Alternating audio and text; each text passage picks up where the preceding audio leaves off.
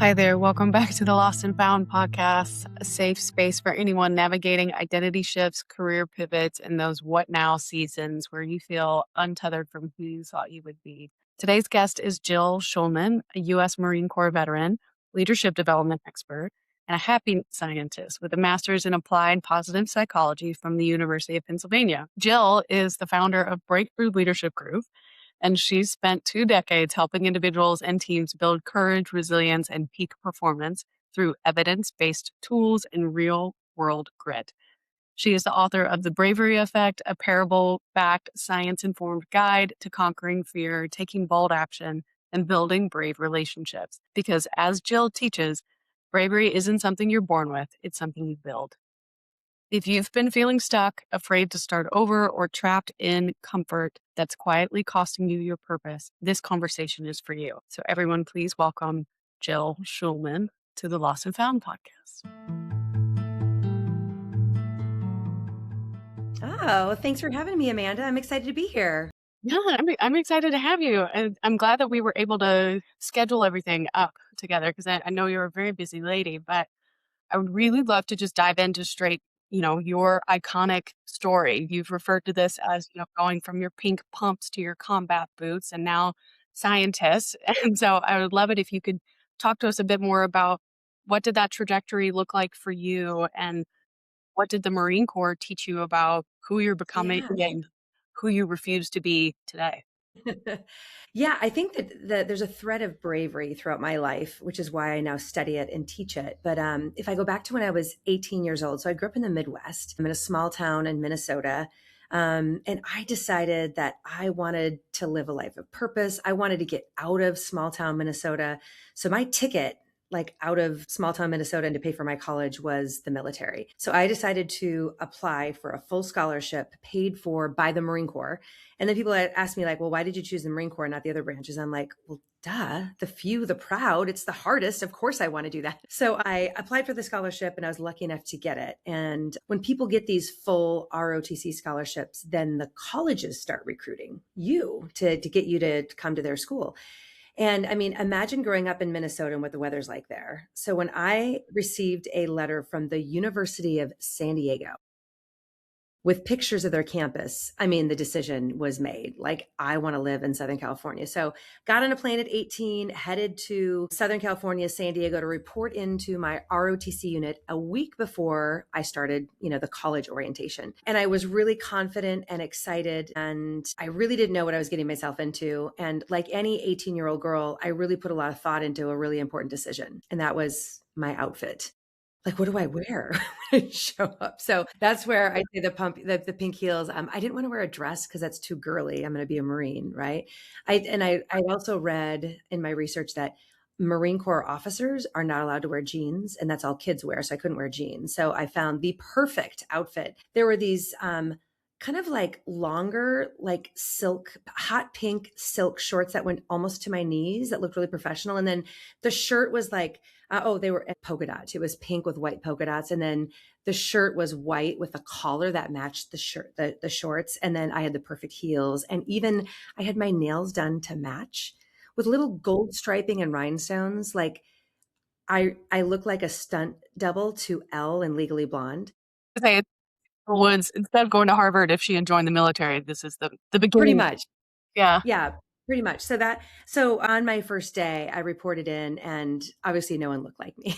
There was one other female. She didn't look like me. And on that first day, I actually had one of the senior Marines, that I looked up to throughout the day. Toward the end of the day, he came up when we were like standing in formation, and he came over and he leaned over to me, which what I thought was going to be like, welcome to University of San Diego and like something encouragement. But instead he said, you will never make it as a Marine Corps officer. So that was my day one. And the reason I share this is it leads to what I ended up doing my research on, which is bravery. So at that moment, obviously I wasn't having fun. It was hard.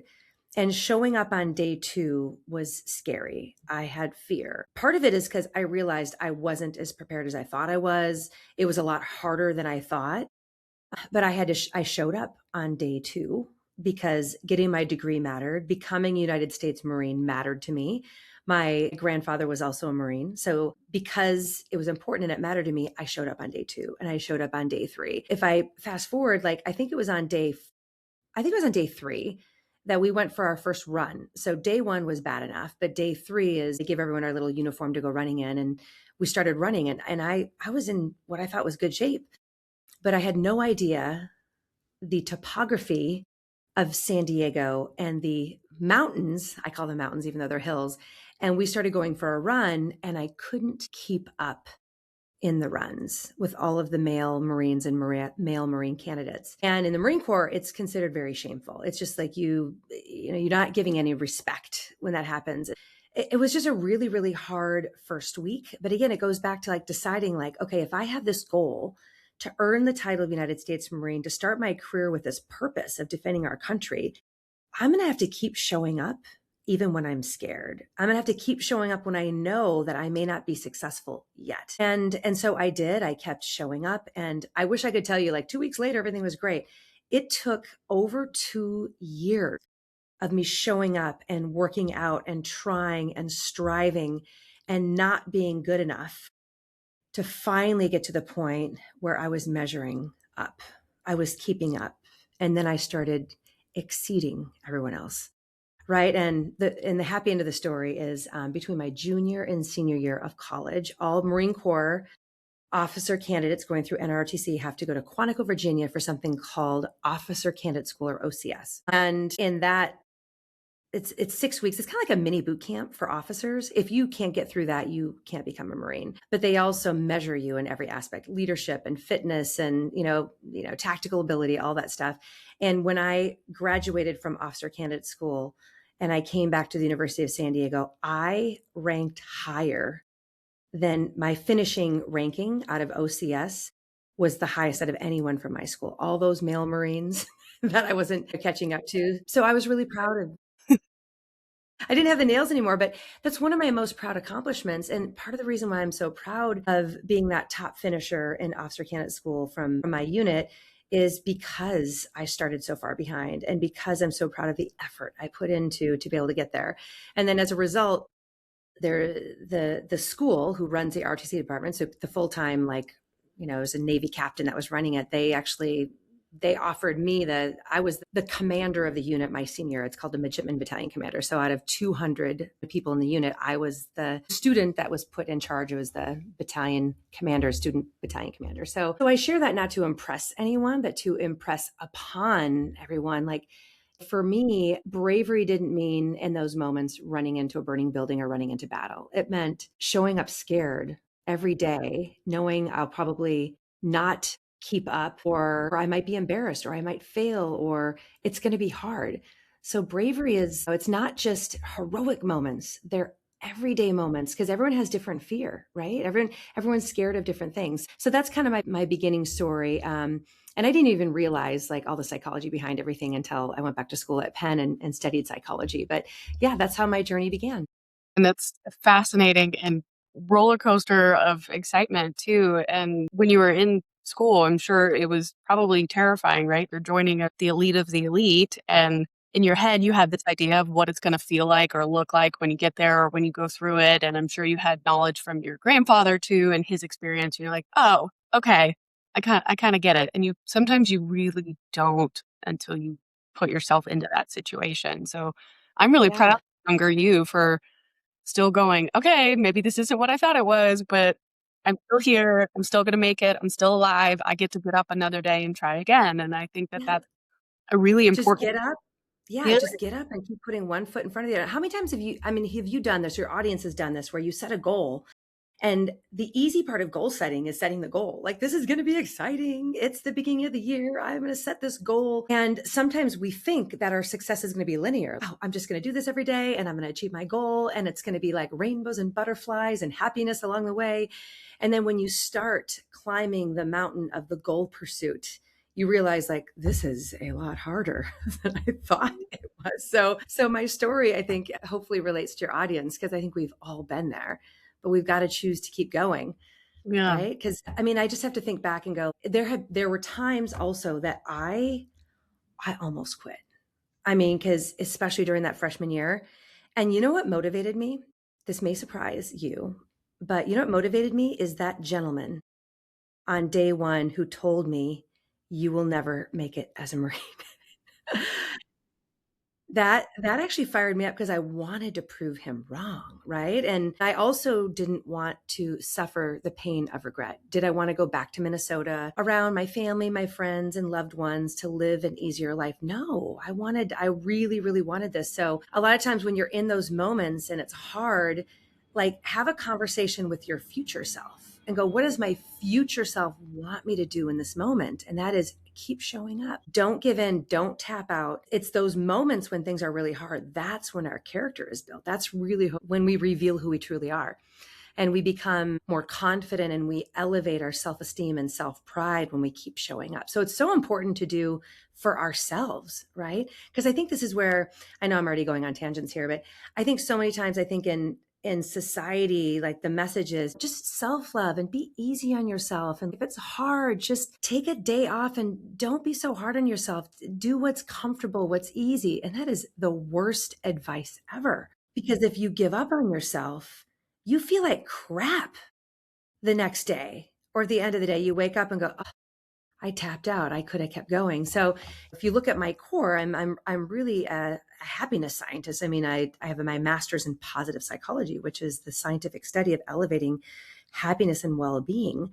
So I have a lot of stickers and hats that say embrace the suck, right? And all this, but it's not to make people miserable. It's to make people happiest when people go after the things they want and they stick with it and they keep promises to themselves. Their happiness, well-being, and their self-love gets larger. And that's so I'm not usually a softie, but I'm really all about self-love. So the tough Marine, yeah, I got that soft side. It's really it's about love, loving yourself. You now understand that too as a scientist, that the research has shown that happiness doesn't come from getting what you want all the time when you want it. Immediate satisfaction is not actually sustainable for long-term happiness. That doesn't happen. You do have to go through a painful event. You do need to go through an uncomfortable growth period, or you need to learn a new skill. You need to try something you've never done before. And whether or not you succeed at that thing doesn't matter, but the result of showing yourself through. I can tell myself to try something and actually achieve it or attempt to do whatever this is. And so it's not necessarily how long it takes you to get what it is that you want, but rather the fact that you're willing to try new and weird and uncomfortable things and go through those awkward periods and unfortunate Exactly. that teach you what really makes you happy.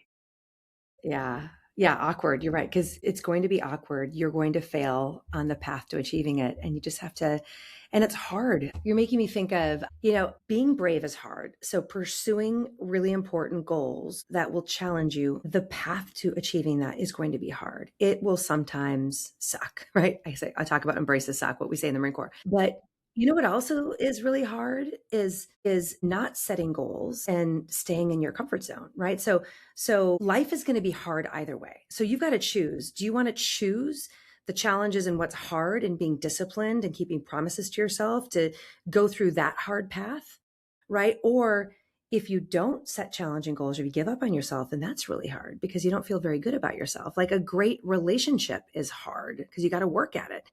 But being by yourself and not having a partner, loneliness is really hard. So like life is always going to be hard. So you got to choose which hard you want. Do you want to overcome the challenges and choose the hard part of discipline to get what you really want?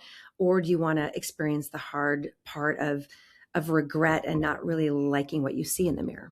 Yeah. No, and I've seen that a few times too. I wouldn't be surprised if you had that on a hat, the choose your heart as well. Yeah.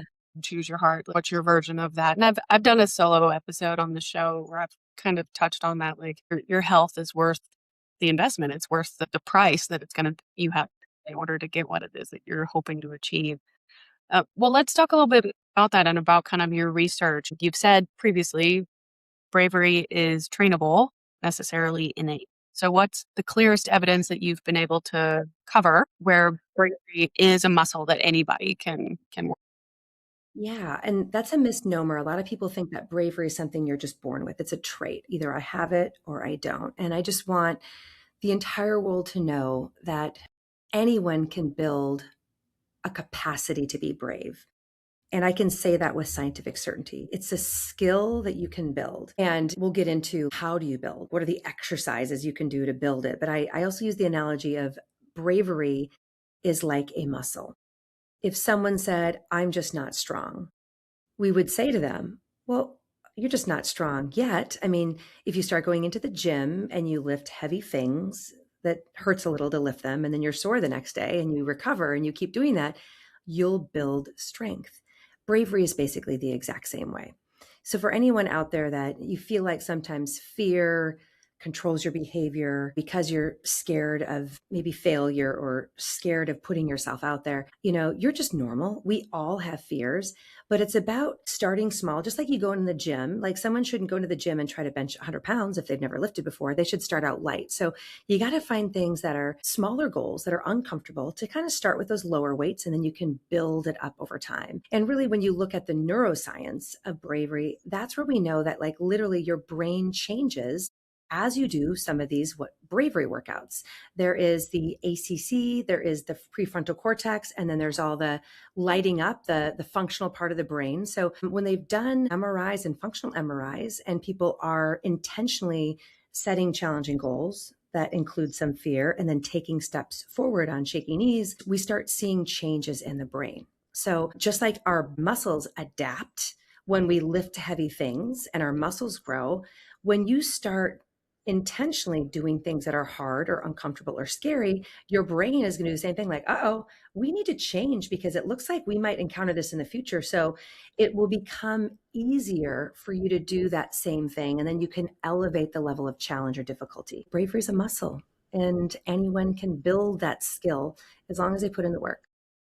I like that. And it feels reassuring, right? Because I'm sure somebody might be listening and they're going, I didn't join the Marines. I wasn't in the military. I'm not intense. Like I definitely am not a runner. How are these examples going to apply to me? And I'm glad that you brought that up, that anyone can do this. It's truly about the approach that you're choosing for what it is that you want to build up and stuff. So for a listener who may be dealing with transition, or they're feeling really lost right now, career change, a breakup, a burnout, moving somewhere else, identity issues, whatever that may be, what is the first brave step that they should try, especially because they don't feel confident right now?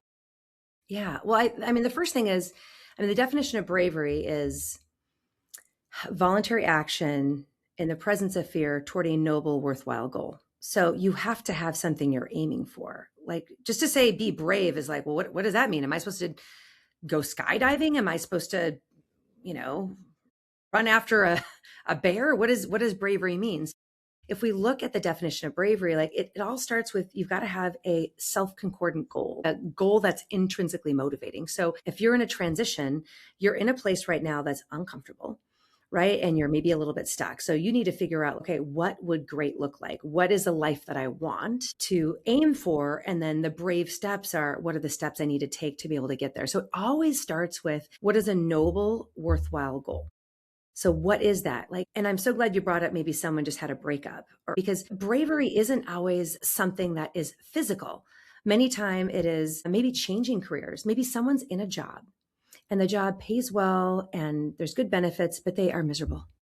And they dread going to work. That is a really, really hard place to be in, especially when you've got good money coming in. Sometimes good gets in the way of great. Like to make the transition and try to move to a different job that's more fulfilling, that's really scary, right? But there's other things like maybe someone's biggest fear is going up and having conversations with people, and they want to have more friends. They want to maybe find that next special person, right? So their fear is that social interaction, getting over that social anxiety, right? So, or maybe it is, it could be something like public speaking. So it could be a specific skill. So bravery is so personal because we don't know what you're scared of. What scares you, what fears may hold you back, Amanda, is completely different than mine.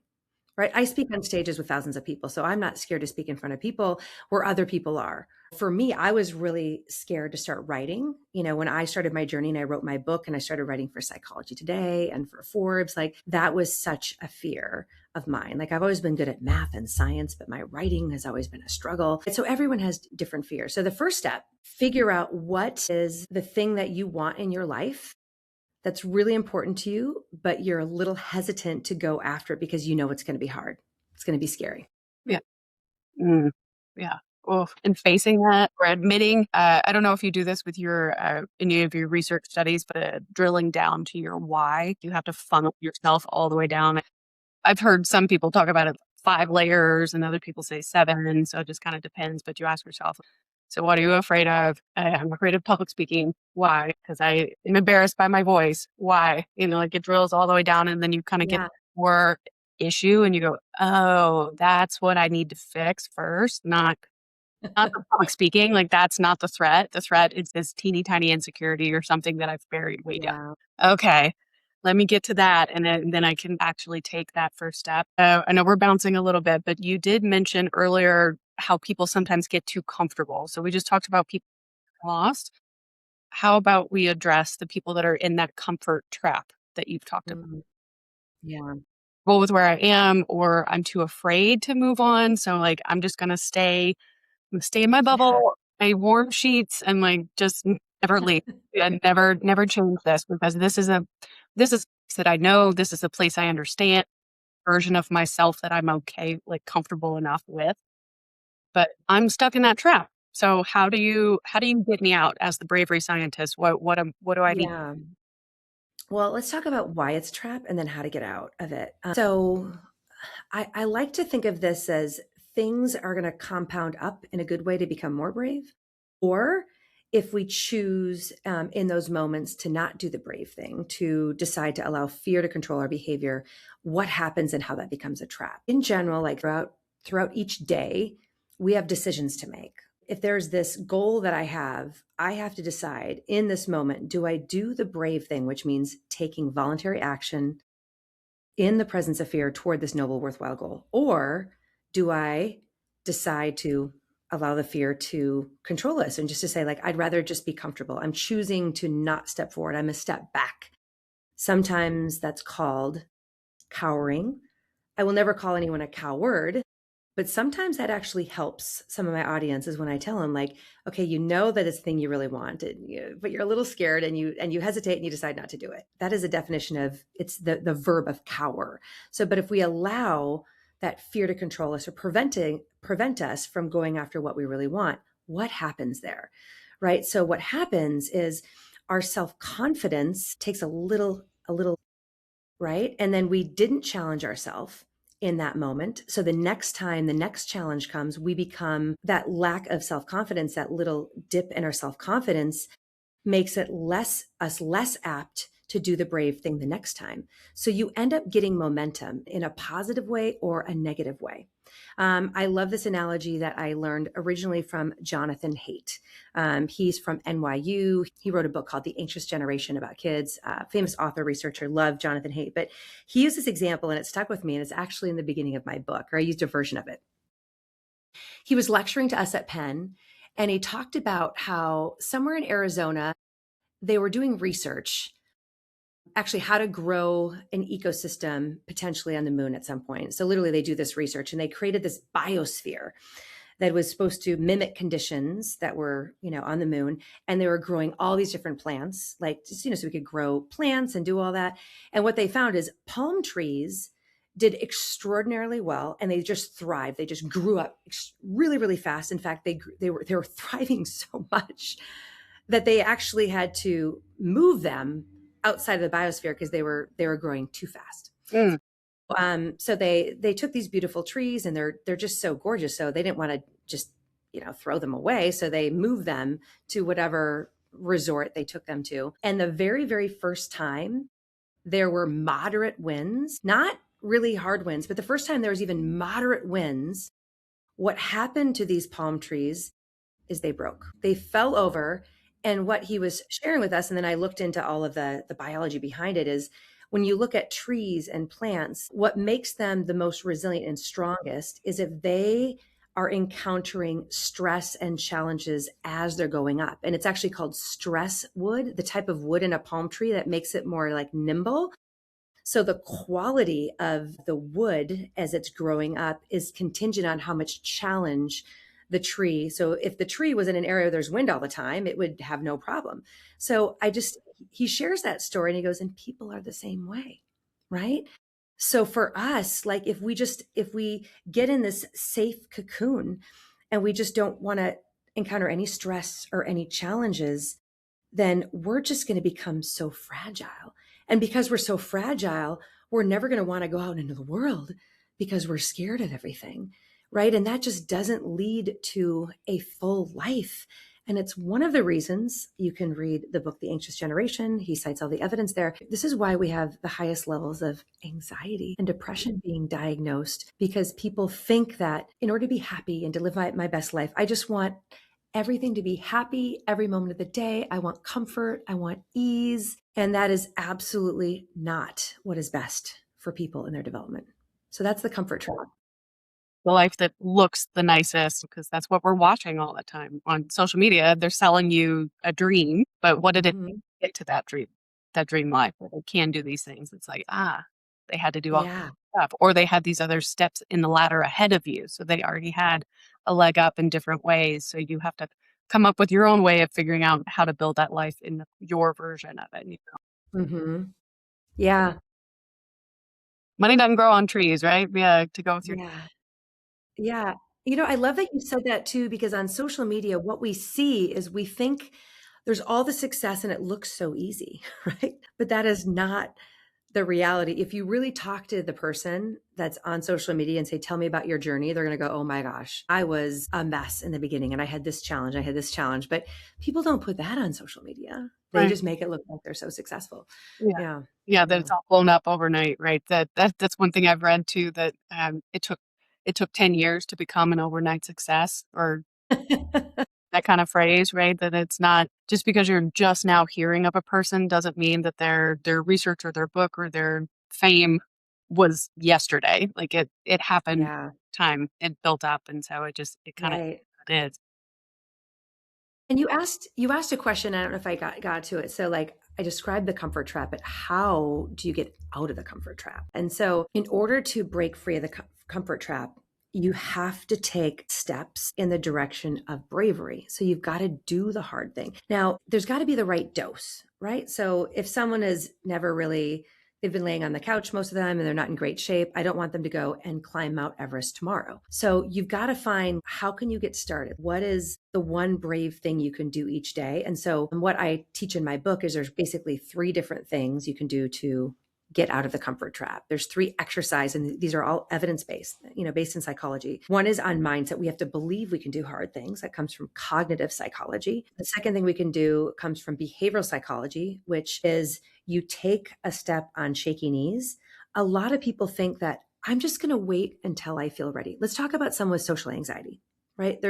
They really want to go up and talk to people. They want to get out of their bubble. They realize that staying home by themselves is not making them happy. But the mistake they sometimes make is they just wait until they feel inspired or confident to go up to somebody. That is not the way bravery works or building confidence. And I can cite Albert Bandura, leading researcher in self-efficacy. He actually did the breaking empirical studies on self-efficacy. What he found is many people think that you wait until you're confident and then you take the action, and that's the road to success, right? And what he found in his research is that's absolutely backwards. It's backwards. So when you don't feel confident yet, you take a step and you realize, "Oh, okay, that wasn't so bad," or okay, it wasn't perfect, but I took a step. What did I learn in taking that step? What will I do a little bit differently?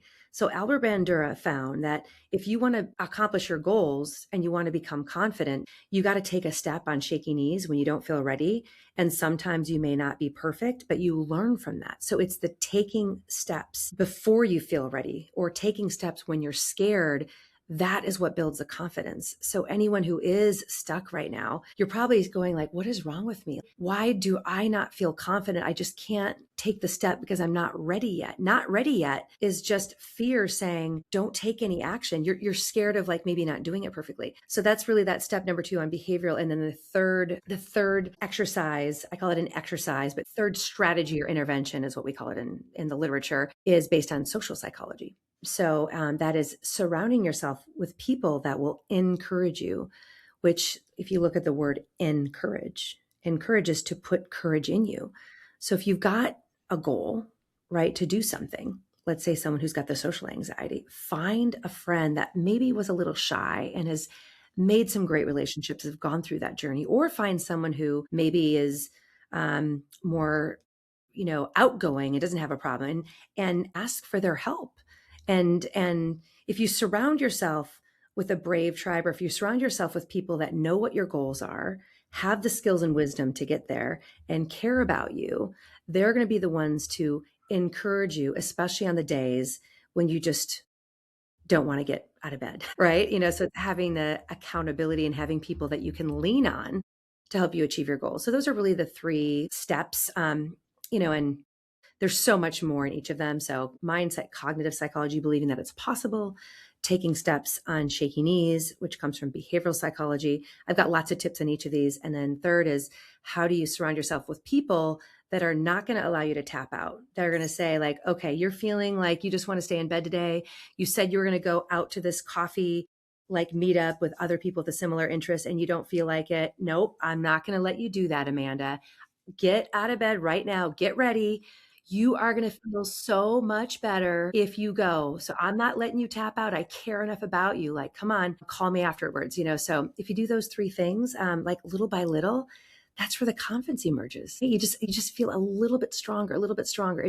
Bravery does not happen in miraculous moments overnight. It builds slowly like a muscle does, and it's worth it. Yeah, I totally agree, and I'm glad. I definitely want to get into the tips as well that you said that you had Yeah, for I will. 3, but first, I'd really love it if you could maybe discuss, was there ever a moment where you found yourself trapped in that comfort trap? And what was going on for you at that time? And Yeah. how did you recognize it as a problem? And then how did you get Yeah. out? Yeah, I would say probably 3 to 4 years ago, I was in my own comfort zone. Now remember, everyone has different ideas of what a comfort zone is. Like, so if I look 4 years ago, so I've had my own leadership development business for 11 years. And if I go back 4 or 5 years from the outside, I had the best life because I had the successful company. I was booked out a year in advance, being booked by Fortune 100 companies to do these things. I mean, it looks like I'm living a life, right?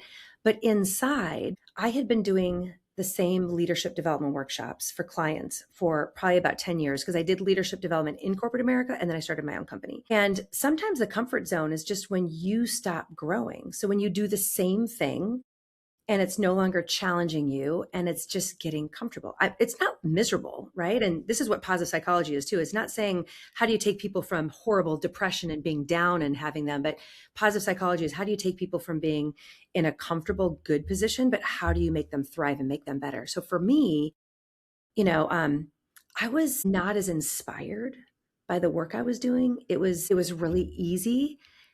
And I had to reflect and go, is this what I want to keep doing moving forward? And when I really searched within me, I've always had a dream. I always wanted to go back and get an advanced degree. And I had a dream and I didn't really think it was possible. I'm like, I would love to go to an Ivy League school and get my advanced degree and maybe write a book. And maybe one day, like, be that keynote speaker, like the ones I've seen on stage, like, that is my dream. That's what I want to do. Right. And remember when I talked about good gets in the way of great? When you have these dreams, you think about, well, I have a family to support, right? I've got a really good thing going on. I've got a really good thing going. I'd be crazy to do something different. But I just decided in that moment, I really want this. Let me try. Right. So I've been in that situation. Right. And obviously I got through it because now I've written the book. I went to Penn to get my degree in positive psychology, but I had to use the skills that I'm teaching. I had to believe it was possible for me to get admitted into an Ivy League school to get my master's degree. By the way, it's a lot harder to go to an Ivy League school undergrad. Master's degrees are not as competitive. It's a 25% um, acceptance rate where it's like 2%. So it's a lot easier to get in there.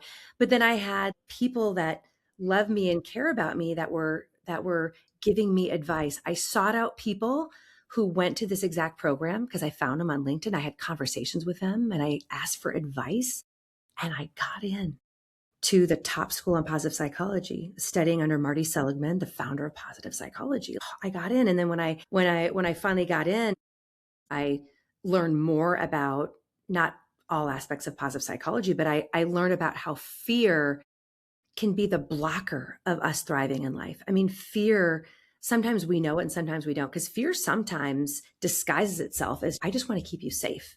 I want to keep you small. I want you to just keep you in this little cocoon. But that can prevent you from living the life you are meant to live. I could go on, but I'd say that was the one time, especially because it's so recent and it's so live, like I was in my own comfort zone.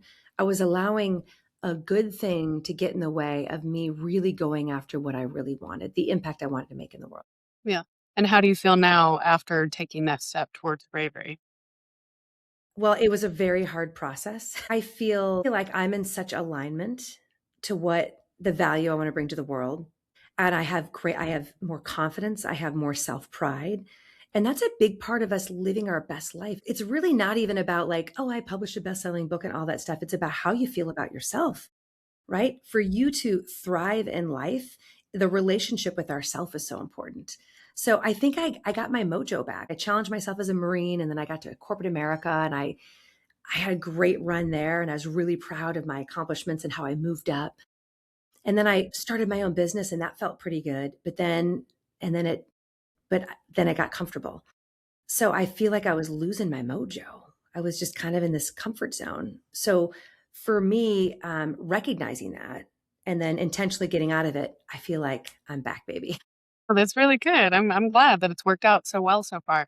Was there a reason you chose just the master's instead of the full PhD program? Or Well, the master's is the first step. I always said I have zero desire to get a PhD because when I look at studies, I really just want to read the abstract and be like, okay, what was a hypothesis and did it work? Like I am one of those, like, if you look at all the personality tests, like I'm a D in DISC, a red energy on insights. Like I'm just, I'm a type A. So I'm like, just tell me the point and let's move on. yeah. So to be a researcher, so earning a PhD means you become a researcher, right? I mean, that's all your full time. You're going to become a researcher and you get into the details. So I'm like, gosh, like, I'm just not a detail girl. But then once you start kind of getting into your area, then you start loving the details. Like, well, tell me more. How is it set up? How do we know that it's true? So now I've kind of fallen in love with the details. So to be determined on what the next step is, I do want to do more research. Does that include earning a PhD someday? I've always said I have no desire, but I might be changing my mind on that. Yeah. I did a master's in terrorism and substate violence. So I kept going, and that was the next PhD level would have been to be a teacher and to stay next. I was like, no, I want to be active. I want to use this and do something, like not teach it. I actually go and have the experience of doing it. So I Apply understand. it. Yes, that's the word. Yeah. No, I'm with you. And that's what I really care about is I want to understand all like right now when I say I'm a researcher, it's because I've done the empirical research. I've looked at all the research that's been out there and now I've written my paper was on looking at all the other research and then and presenting what I know about bravery. The next step is actually doing studies where there's you take 500 people and half of them do this and half of them do that. So I haven't done that yet, but what I really my desire in the world is I want to help people overcome fears. That is the biggest motivator to me when someone that I work with someone hears me speak or reads my book and I get these stories back all the time and they say that they were stuck in a comfort trap and they were not happy and they started taking steps and now their life is so much better and that's what I care about is I'm like you I'm like it's the application. I want to help people build bravery to live their best life and I usually do it in corporate America because when you teach the skills of bravery which is, believing you can, taking the steps, and then building the network to support you. I mean, when I go into businesses, the bottom line is impacted. People are more successful and happier at work. But not only the side effect that I care about most is they're happier and their life is fuller. Yeah. So I'm like you. I like the application piece. Yeah, the application part's what's really, really fun. Well, since we only have a few minutes left, let's definitely get into your book a bit. So for anybody that's curious, it's The Bravery Effect, a parable teaching the science of conquering fear, achieving more, and living life to the fullest. So I'd love it if you could, talk to us a little bit about your book. Why did you pick a Yeah. parallel format? And, if a reader were to pick this up today, what are you hoping that it's going to unlock inside of them if they are feeling? So I wrote The Bravery Effect, keeping in mind the readers out there and the way that they like to learn and consume information. So the reason I chose a parable, let's start there, is maybe for you and I, maybe we're kind of science geeks. And so we love reading like academic journals. Maybe we love really thick books with a bunch of science. I realize that sometimes when I even speak on stage and I get too much into the science, I see the eyes glazing over. So I realize that I need to deliver this in a way that's going to resonate to motivate people to act. And stories, if we look at the evolution of humanity, stories are the primary way that we teach and people remember. And I have been motivated. There's some books that I have read that I think that taught me lessons that really stuck. So in corporate America, like there's one called The 1 Minute Manager by Ken Blanchard. It's just this really simple story that teaches you how to be an effective leader. And so I have a lot of my clients read that book, or The 5 a.m. Club by Robin Sharma. Like a lot of people know that one. Like, he could teach all the science of why you should be getting up at 5 a.m. and starting your day, but like the story is what pulls you in. So I chose a story because I wanted it to really relate to people. And I wanted them to get to the end of the book. Do you know how many books I have, Amanda, that I buy? And if they're the traditional like business books or psychology books, like I tend to get about halfway through.